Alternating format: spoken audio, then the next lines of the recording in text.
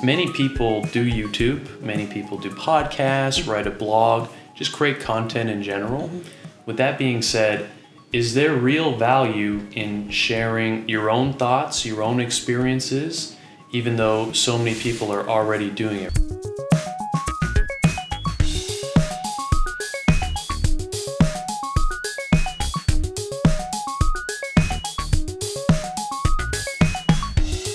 Here's what I think about that from various perspectives over the years, is that everybody is great at what they're great at. So every single person is great and unique in their very own way. Every single person has their own story, their own experience, their own sort of things that they've gone through in their life that they can pull off of. And not only can you, but it is vital and needed in the world for you to tell your story in your way, because somebody needs to hear it. There's also another question that comes into play, right? And it's like, how many people, how much room is there for people to be sharing their stories, right? Like, at some point, could every 7 billion person have a space for them to be sharing their personal story or looking to follow along that journey, right? Yeah. Absolutely. Like, we're in your lovely home, and anybody who's following you on Instagram and your podcast and YouTube knows that you're always showing off your bookshelf, right? So if I'm looking around your house, I'm seeing probably no less than 50 books in the room we're in. Yeah. So that's 50 authors you're reading. Right. You're not reading one book. So those 7 billion people? Yeah. Is that the well, I don't know if that's... It's only going to increase, though. Whatever the Right. population is right now, just increases and increases. So times it's a 50 lot, right? books. It's a lot. Yeah. Like, I don't even, that's like an incomprehensible number Right. of content waiting and needed to be made, to Exactly. be consumed. Yeah. Yeah. I think just basic thinking like that totally debunks this self-doubt, this limiting belief that maybe there isn't a space for me to be sharing my story. Right? Maybe there isn't a space for me to be sharing my thoughts on the world, right? I'm not a analyst. I'm not some person on TV. No one cares about what I say. That is totally debunked, because there's always space for that. And in fact, the world needs more diversity, right? If there is just one person taking up all of the airtime on some opinion on something, then that's when we get into trouble. And I think we do experience that right now in society, right? So many people will just follow the news or just follow a few select journalists or authors, and then that's where this sort of group think, right? Everyone kind of thinking the same way, not thinking outside of the box, can lead to some serious issues. Oh, yeah. You know? Yeah, definitely. No, we need all the voices to be heard.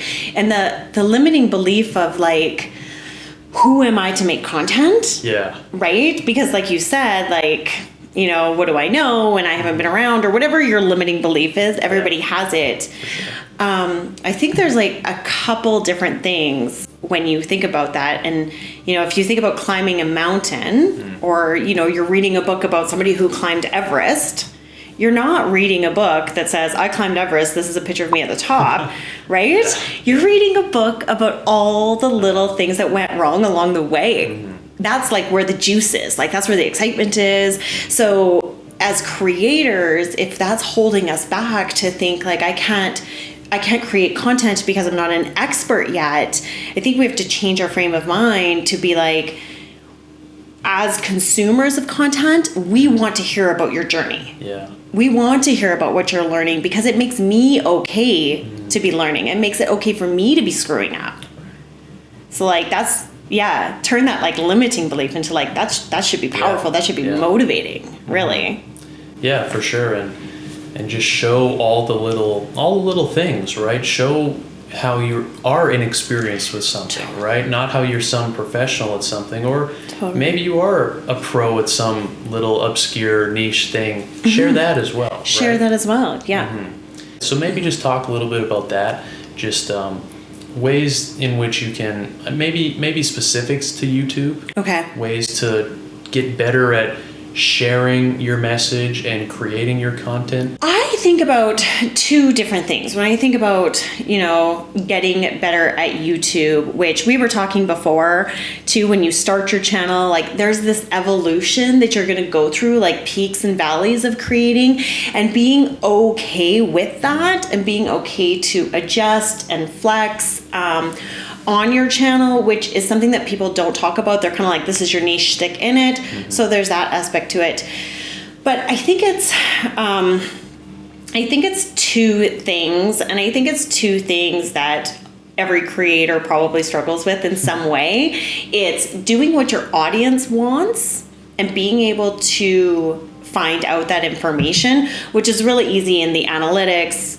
What do people click on faster? Does it have a higher click-through rate? Does it get you more watch time? Do more people watch it? And then what you as a creator feel passionate to make. And it's kind of trying to find the marriage of those two things, and knowing that you as a creator are going to have ups and downs, and you're going to have different things that you're interested in different times. So how can you train your audience that they're maybe learning and growing with you instead of always being the person that's going to do the same thing? Right. And then also that balance of doing what you're passionate about and enjoy doing, that also aligns with, consistent viewership, right? And you go into your analytics and see like, okay, is this thing that I'm super passionate about, does this actually resonate with other people as well? Right. And maybe if it doesn't, either maybe you change it, or how could I make this resonate with more people, right? There's so many ways of looking at it and going through it. Yeah. So you should never have to get to a point where you feel like quitting, because there's always another option. There's always a new thing that you can adjust or change or just grow through, right? And don't quit. And you know what, before when we were doing this, we talked about the 1,000 true fans. Yes. Right? Mm-hmm. And again, with that perspective, when we talked earlier about like, now you get to create yourself as a personality out there in the world, where you used to have to wait to be discovered. Now you get to be yourself. You actually have none of those problems if your channel is based on you as a creator. Like, you don't have the problems of evolving, because if you've got those 1,000 true fans that are showing up for you, regardless of what you're going through in a day, or just whatever's happening, then like that's the magic, I think. Yeah, I think you're right, totally. And in terms of 1,000 true fans, even just having one true fan is enough to encourage you to not quit. Yeah. Right? Just knowing that there's that one person that's out there, right? And if you totally went off the grid and you thought, maybe I'll just turn all my social media channels off. I've had this thought before, right? Turn off the podcast, all those things, and just go and do like self-development for 5 years alone and quiet, and like kind of, be a monk, go to the mountain and meditate for 3 years, and then come back and then do it. But then it's like, oh, but what about that one person that really seems to like my content? What are they going to think of me when I disappear for 5 years?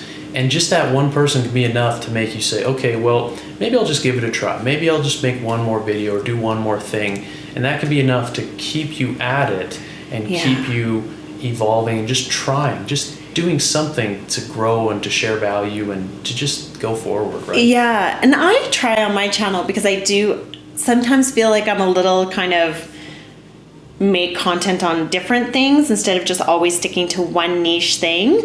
But I really try to just be transparent with the audience. That like, I'm learning out loud. This is what I learned this week, and this is why it benefits you as a content creator, even if it's not, your traditional content creation tips. Because we do have to know, like, we do have to know as creators that, our mental health and our spiritual health and sort of our mindset on content creating, that is important when we're growing an audience as well. It's not just like the numbers and, who's getting more subscribers a month.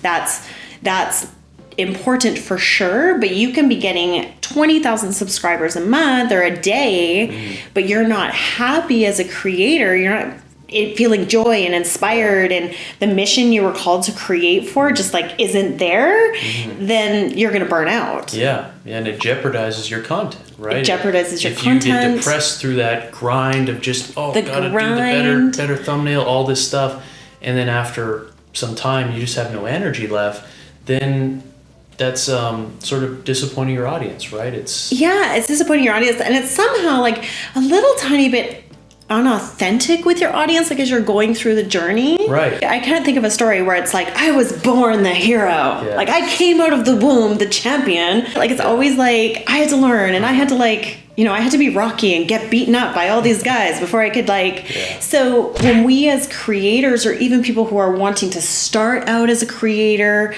in any, like whether it's Instagram or podcasts, any of those platforms, like really leaning into the space of like, I'm learning and I'm sharing, that's going to make you the people's champion, because they feel like they've gone through the hard stuff with you. Yeah. And that's why they're your cheerleaders at the end. Yeah. Yeah. Most definitely.